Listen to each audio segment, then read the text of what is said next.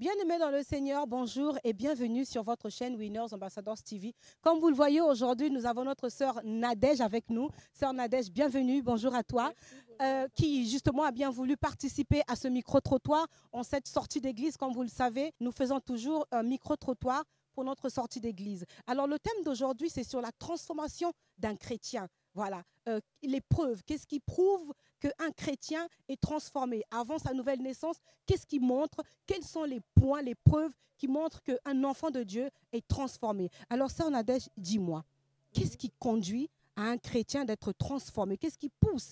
Qu'est-ce qui pousse la transformation dans la vie d'un chrétien? La transformation dans la vie d'un chrétien, en fait, pour moi, c'est d'abord l'amour qu'on a pour Dieu, en fait. Quand on aime Dieu, on veut lui faire plaisir, on veut, en fait, lui montrer que on abandonne des choses par amour pour lui.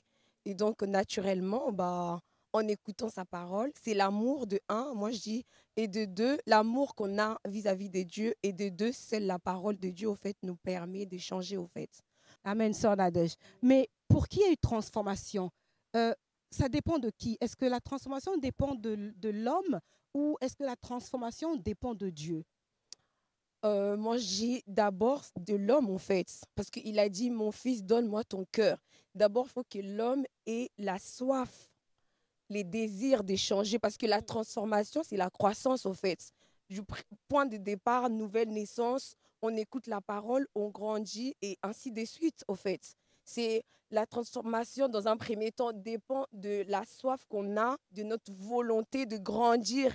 Et Dieu, quand il va voir cette volonté, il agit. Lui, il est déjà prêt à agir, en fait. Amen.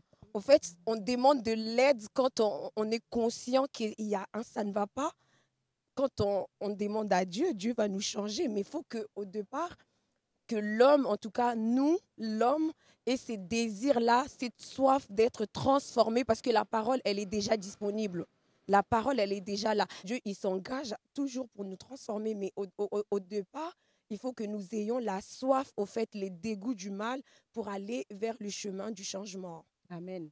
Que Dieu te bénisse, sœur Nadège. Vraiment, tu as prêché là. Je suis sûre qu'il y a quelqu'un qui va recevoir ça. Là, si cette personne n'a pas de transformation, vraiment, c'est compliqué. Passe une très bonne journée. Que Dieu te bénisse. Bon dimanche, que Dieu vous bénisse. Shalom. Amen. Alors, nous continuons justement, nous sommes là avec notre sœur Chanda. Sœur Chanda, bonjour. Sur ce thème que nous sommes, sur l'épreuve de transformation sur la vie d'un chrétien. Qu'est-ce que tu peux me dire? Une transformation, elle dépend de Dieu, notre Père, ou la transformation dépend de l'homme lui-même d'abord? D'accord. Je te remercie d'abord pour la question et le fait que je sois parmi vous. Amen. Je remercie aussi le pasteur parce que ce programme a été très bénéfique pour nous. Ça nous permet en fait de nous visualiser et de nous questionner sur notre réelle vie dans le Christ. La transformation, premièrement, dépend de nous.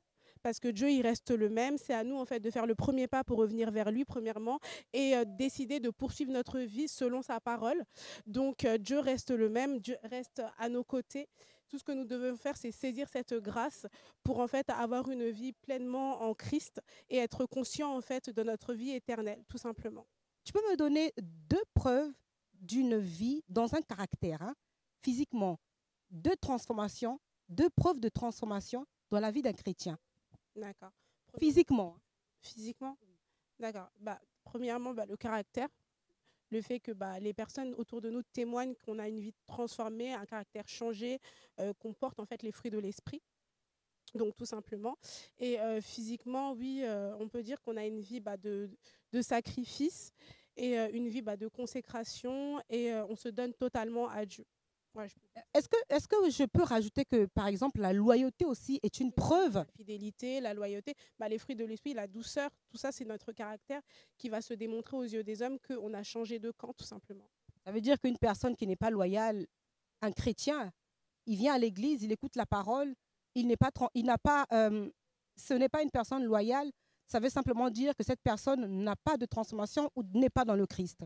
Tout simplement que la transformation peut-être n'a pas encore été activée parce qu'on ne peut pas savoir s'il est dans le Christ. Il a peut-être obtenu le salut premièrement, mais qu'il y a un travail par la suite qui doit opérer par son caractère. Je pense donc que par ce que tu viens de dire, tu peux encourager un frère qui est encore dans le péché, qui n'a pas encore des preuves de transformation, que vraiment que son cœur soit ouvert pour qu'il puisse accepter la parole. Qu'est-ce qui peut se passer pour cette personne-là qui n'a pas encore vécu de transformation? C'est possible alors? Je souhaite vraiment déjà demander à tout le monde de faire un bilan sur sa vie chrétienne, de pouvoir voir d'où nous sommes arrivés et où nous souhaitons partir avec le Christ, et de faire donc ce bilan, de choisir donc de changer concrètement et donc de renouveler de nouveau son alliance avec Christ pour ensuite engager une vie nouvelle et produire des nouveaux fruits. Une transformation, une preuve. Il faut qu'il y ait des preuves. Un chrétien doit avoir des preuves de transformation. Que Dieu te bénisse, Sœur Chanda. Ça m'a fait plaisir de faire cette vidéo avec toi. De même, merci beaucoup de m'avoir accueilli. Je bénis le Seigneur pour votre vie et j'invite tout le monde à partager ce petit témoignage et à continuer à poursuivre cet engagement que nous avons eu avec le Christ. Voilà. Amen. Très bonne journée à toi. Rentre bien. Et voilà, toujours sur Winners Ambassadors TV, nous sommes avec notre sœur Ornella. Sœur Ornella, que Dieu te bénisse pour ce temps que tu consacres pour l'œuvre de Dieu, pour édifier un frère, une sœur quelque part. Le thème porte sur l'épreuve d'une transformation sur la vie d'un chrétien. Qu'est-ce qui pousse un chrétien d'être transformé? Physiquement d'abord. Alors, à mon humble avis, la première chose, c'est la parole de Dieu.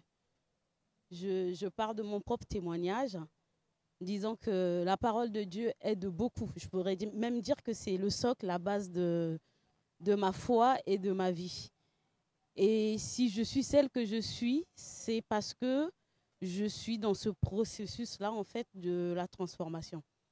On n'est pas encore arrivé à bon port. C'est déjà bien. Mais je peux le dire que la parole de Dieu aide beaucoup. Et en train de me transformer, il y a encore des choses, il y a encore du chemin à faire. Mais je me reconnais par rapport à ce thème, parce qu'il y a encore des petites choses où je me dis, de nature, je suis quelqu'un de colérique. Et quand j'écoute cette parole, ça m'interpelle. Je me vois en fait au travers de cette parole et ça me permet, moi, de me ressaisir déjà et de comprendre qu'il y a encore du travail à faire. On peut être malade spirituellement, mais sans le savoir. Mais la parole de Dieu, elle est là pour nous guérir. Et ce thème, sincèrement, ça tombe à pic dans ma vie personnelle. Comme on le dit, Dieu ne parle pas au hasard. Quand il envoie sa parole, c'est parce qu'il sait qu'il y a quelqu'un qui en a vraiment besoin. Et c'est mon cas.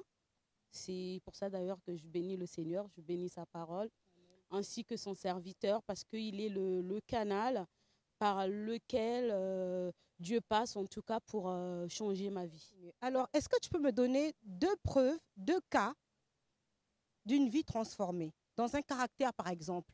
2 choses qui se manifestent dans un caractère qui prouvent la transformation d'une vie.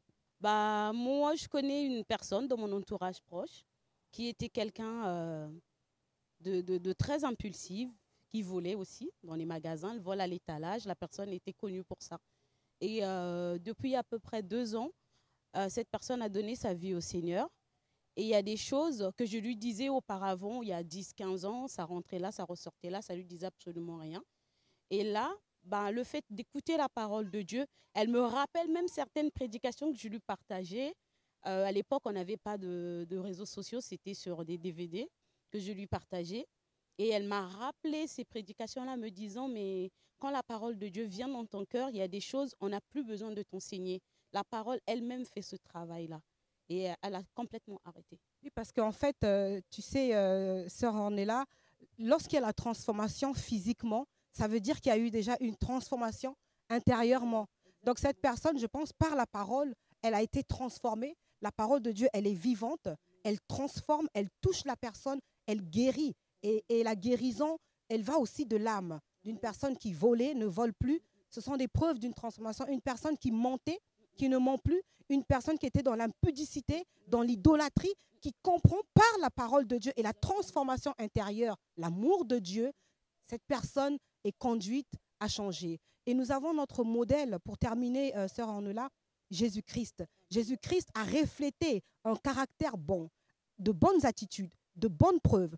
Et nous devons aller de jour en jour en excellence dans notre caractère à servir le Seigneur, c'est-à-dire que notre caractère, notre attitude, ce que nous faisons doit rendre gloire au Seigneur. Alors, je veux parler à un frère, une sœur aujourd'hui, de te dire que tu peux être transformé. Si tu aimes le Seigneur, si tu as l'amour de Dieu, si tu reçois la parole de Dieu, je vous incite à lire la parole de Dieu, à écouter les prédications, à aimer Dieu. Une telle personne ne peut que conduire à être transformée. C'est vrai, toute chose part du cœur aussi, il faut le vouloir. Ce n'est pas Dieu qui viendra te forcer, il faut vouloir la transformation. Moi, je pars de mon propre témoignage, disons qu'il y a aussi la volonté.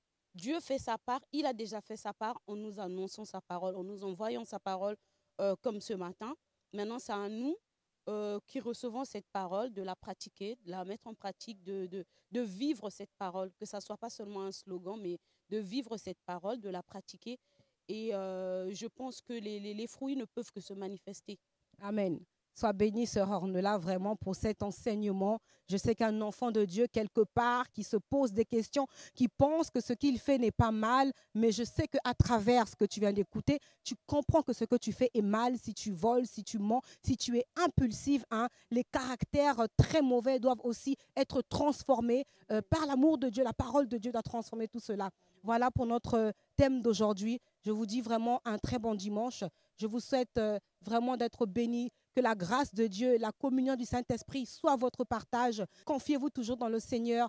Il ne déçoit jamais quelqu'un. Il n'abandonne jamais ses enfants. Restez fermes. Que Dieu vous bénisse. C'était votre chaîne Winners Ambassadors TV.